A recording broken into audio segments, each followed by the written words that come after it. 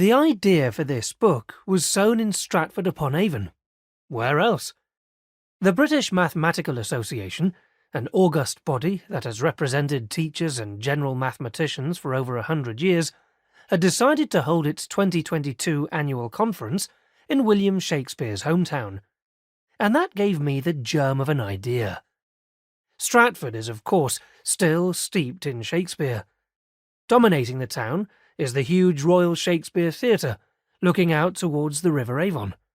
The river is spanned by the 14-arch Clopton Bridge that Shakespeare would have traversed many times on his travels. Several half-timbered buildings survive from the 16th century, including the house in Henley Street where Shakespeare was born.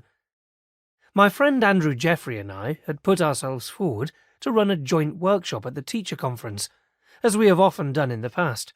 It would be our usual hour of light-hearted pick-and-mix mathematical curiosities.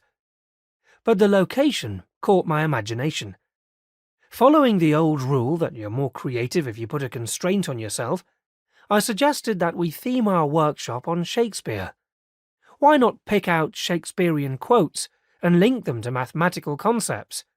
We could do a slot about the use of zero and call it Much Ado About Nothing, another one about fractions called Henry V, aka Henry the 20%, and dotted throughout there could be a comedy of math errors. Cheesy, yes, but we knew our audience.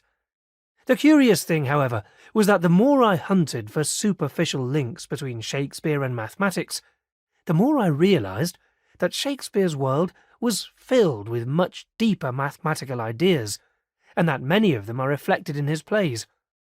If you'd asked me about math and Shakespeare before I started investigating it, I'd have dragged up hazy recollections about rhyming patterns in his verses, and also a mathematical rhythm in the way his lines were spoken, known as iambic pentameter.